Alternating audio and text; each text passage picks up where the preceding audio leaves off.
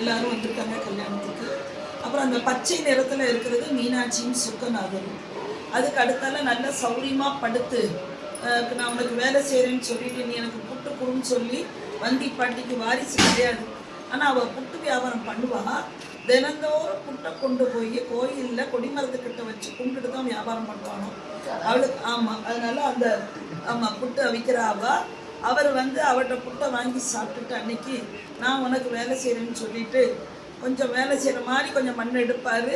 அப்புறம் தலைக்கு கீழே கூடையை போட்டு படுத்துருவார். இப்படி பண்ணுறதுனால அவர் பக்கம் அந்த அம்மா பங்கு அந்த வைகை வெள்ளத்தை அடைக்க முடியலைங்கிறதுனால அரசர் அமைச்சர் எல்லாரும் பார்க்கும்போது தான் அரசர் இவரை முதுகில் அடிக்கவும் அந்த அடி எல்லா உயிர்களுக்கும் உள்ளது. ஏன்னா எல்லா உயிருக்குள்ளேயும் சுவாமி இருக்கிறாரு. அதனால் அதுக்கப்புறம் தான் அவர் சுவாமிங்கிறது எல்லாருக்கும் புரியும். அந்த காட்சி வச்சுருக்கோம். பின்னாடி அந்த இடத்த நிரப்புறதுக்காக ஒரு லக்ஷ்மியை வச்சுருக்கோம். அதுக்கு அடுத்தால சரபேஸ்வரர் எல்லாரோட அதாவது பகைமையை பூரா அடக்கக்கூடியவர். இதில் நரசிம்மரை அடக்கிற மாதிரி காட்சி இருக்குது. இது இந்த வருஷம் நம்ம புதுசாக வாங்கியிருக்கோம். அப்புறம் பார்க்கடலை கடையும் போது லக்ஷ்மி, காமதேனு, கற்பக விருட்சம் பின்னாடி உச்சரை வயசுங்கிற குதிரை, சிந்தாமணி கிடைக்குது. அது முன்னாடி மஞ்சள் நிறத்தில் 2 வச்சுருக்கோம். அவளை 2 பேர் வழிபடுற மாதிரி வச்சுருக்கோம். அதுக்கு அடுத்தால நடுநாயகமாக சிவபெருமான், ஐஸ்வர்யேஸ்வரர்ங்கிறது அவருடைய பேர். செல்வம் வேணும்னா எல்லாருமே லக்ஷ்மியை வழிபடுவாங்க, குபேரனை வழிபடுவாங்க. ஆனால் அவங்க 2 பேருக்கு கொடுக்கதே சிவபெருமான் தான் அப்படின்னு காட்டக்கூடிய ஒரு சொரூபமாக இது இருக்குது. இந்த ஐஸ்வர்யேஸ்வரத்தை இருந்து தான் குபேரனும் லக்ஷ்மியும் ஐஸ்வர்யம் வாங்குறாங்க. கீழே நாமெல்லாம் நிற்கும், நம்ம கைக்கும் ஐஸ்வர்யம் வருது. அவற்றிருந்து பெற்ற ஐஸ்வர்யத்தை வச்சு குபேரன் தன்னுடைய மனைவி மனோரமையோடையும் சங்கநிதி பதுமநிதியோடையும் இருந்து அந்த குபேர சம்பத்தோடு இருக்கிற மாதிரி அடுத்து வச்சுருக்கோம். அடுத்து லக்ஷ்மியும் கும்பத்தில் இருக்கிற மாதிரி வச்சுருக்கோம். அடுத்து திருவிளையாடல் புராணத்தில் அரசவையில் நக்கீரரும் தர்மியும் அந்த போட்டி நடக்கு. சுவாமியே உலவராக வருவார் இல்லையா, அந்த காட்சியும் இருக்குது. அதுக்கு அடுத்த வல பக்கத்தில் அஷ்ட பைரவர்களும் இருக்காங்க. சரி, இனி அடுத்த படிக்கு 2 ஓரத்துலையும் செரட்டையில் பண்ணின ஃப்ளவர் வேஸும் ஓலையில் பண்ணின பூங்கொத்து வச்சுருக்கோம். ஜாடி சிரட்டையில் பண்ணி பெயிண்ட் பண்ணது. சரி, அதில் முதலாவதாக கருட சேவை. அதுக்கடுத்தால பின்னால் ராமர் பட்டாபிஷேகம். அடுத்தால பார்க்கடல பரந்தாமனும் லக்ஷ்மியும். 2 பக்கமும் இந்த தஞ்சாவூர் பொம்மை வச்சுருக்கோம். ஆணொன்று பொண்ணொன்று வச்சுருக்கோம். அதுக்கு அடுத்தபடியாக யசோதை கண்ணன். அதுக்கு அடுத்தபடியாக மனுநீதி சோழன் வரலாறு. பசு ஆராய்ச்சி மணி அடிக்கும் இல்லையா, அது நம்ம பார்த்துருக்கோம், அந்த வரலாறு. அதுக்கடுத்தால பின்னாடி இருக்கிறது உலகளந்த பெருமாள். அதுக்கப்புறம் சூரியன் ரதத்தில் வர மாதிரி. சூரியனுக்கு அடுத்தால அமண்டாள், அப்புறம் கள்ளழகர், அப்புறம் ஸ்ரீரங்கம் பெருமாள், அவருக்குள்ள அம்பாள், அப்புறம் ஐயப்பன்.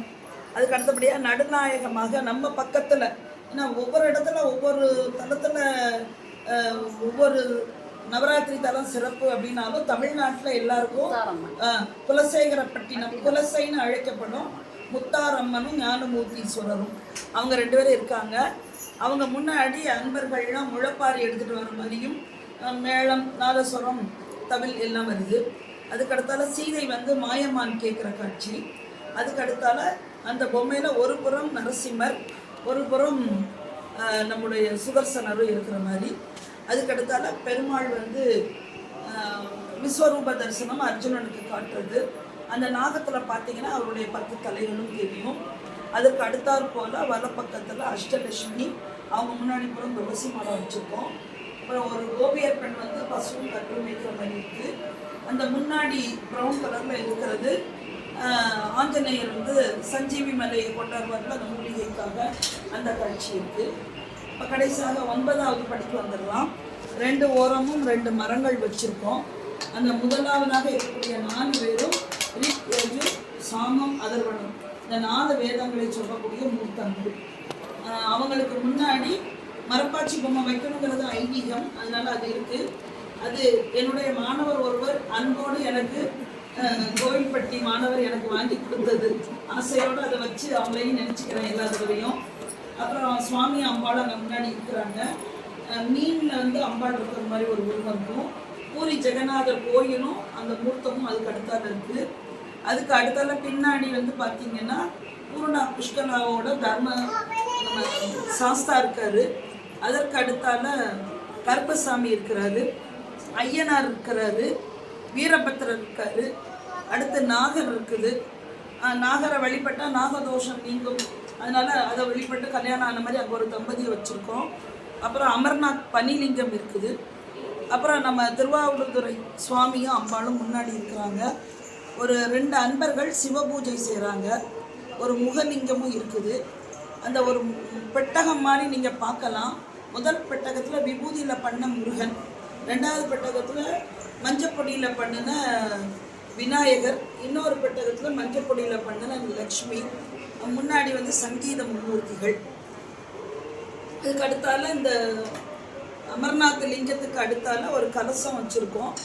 அப்புறம் இந்த முறை எங்களுடைய சமுதாயர் வந்து அவங்களுக்கு ஊர் விருதுநகர், அதனால் அவங்க ஆசையோடு விருதுநகர் மாரியம்மனை கூட்டிகிட்டு வந்திருக்காங்க. அவங்க வந்திருக்காங்க நவராத்திரிக்கு. அம்பாள் கலசம் நடுவில் வச்சுருக்கோம். 2 பக்கமும் அவளுக்கு பக்கத்தில் எப்போதுமே 2 அம்பாள் இருக்கிற மாதிரி வைக்கிற ஐதீகங்கிறதுனால 2 பேரும் அலங்கரித்து வச்சுருக்கோம். அப்புறம் ஸ்வர்ணகாளி இருக்கிறா. அப்புறம் நம்ம நெல்லையப்பரும் காந்திமதியும் நெல்லுக்கு வேலி கட்டினாங்க இல்லையா, அதனால் நெல் வச்சுருக்கோம் முன்னாடி. அப்புறம் நம்ம திருச்சியில் உச்சி பிள்ளையார் திருச்சிராப்பள்ளியில், அதில் நடுவில் வந்து தாய்மான சுவாமி அம்பாள் இருப்பாங்க இல்லையா, அது வச்சுருக்கோம். அதுக்கு அடுத்தால மேற்படியில் காசி பார்த்த மாதிரி கீழ்ப்படியில் ராமேஸ்வரம். காசிக்கு போனால் ராமேஸ்வரம் போகணும்ல, அதனால் கீழே எல்லாரும் காசி கூட்டிகிட்டு போயிட்டு இப்போ ராமேஸ்வரம் கூட்டிகிட்டு வந்து விட்டாச்சு யாத்திரையில், அது முடிஞ்சது. ஆமாம். அடுத்து முன்னாடி சுவாமி அம்பாள் இருக்க மாதிரி வச்சுருக்கோம். 2 நாளியில் நெல் வச்சுக்கோங்க. இங்கே பூஜைக்கு நிறைநாளி நெல் வேறு, சுவாமி வந்து அம்பாளுக்கு 2 நாளி நெல் கொடுத்தாரு. அதை வச்சு தான் அம்பாள் 32 அறம் பண்ணுவோம். அதுக்காக அந்த 2 நாளிலேயும் நெல் வச்சுருக்கோம். அப்புறம் இது வந்து ஐதீகம் கிடையாது, ஆனால் ஆசை. நடுநாயகமாக இருக்கக்கூடிய விளக்கு வந்து என் மாமியாரோடது, ரத்தனம்மாள் அவங்களோட பேர், தூத்துக்குடி அவங்களுக்கு, அவங்களோட விளக்கு. அடுத்து எங்களுடைய உறவினர் ஒருத்தர் கேரளாவில் வந்து ஆசிரமம் வச்சுருக்காங்க, நம்பி சாமின்ட்டு. அவங்க அந்த கேரளா விளக்கு வச்சு கும்பிட சொல்லி அது கொடுத்தாங்க, அது வச்சுருக்கோம். அடுத்து 2 வாழைப்பூ விளக்கு வச்சுருக்கோம். அடுத்து 2 5 முக விளக்கு. அதுக்கடுத்தால திருப்பியும் 2 சின்ன வாழைப்பூ விளக்கு வச்சுருக்கோம். ஸ்ரீசக்கரம் வச்சுருக்கோம், நிறநாளி வச்சுருக்கோம், மஞ்சள் பிள்ளையார் வச்சுருக்கோம். ஆக இந்த படிகள்லாம் நடுநாயம் முடிஞ்சு 2 பக்கமும் 2 முளைப்பாரி போட்டு வச்சுருக்கோம். இதுக்கெல்லாம் பாதுகாப்புக்கு 2 சிப்பாய். அப்புறம் நம்ம இயற்கையை பேணணும், மற்ற ஜீவராசியை பேணணுங்கிறதுனால 2 கொக்கு இருக்கிற மாதிரி அந்த கீழ்ப்படியில் கடைசியில் ராதாகிருஷ்ணர் இருக்கார்.